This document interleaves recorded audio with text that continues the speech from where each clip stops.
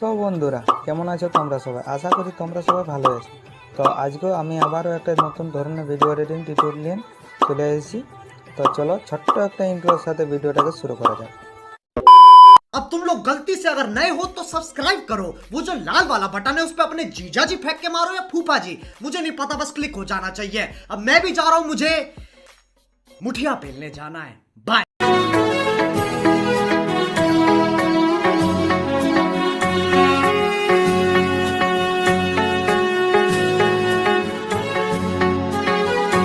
Mass అనే పదానికి బొడ్డు కోసి పేరెట్టిందే ఆయన చూసే.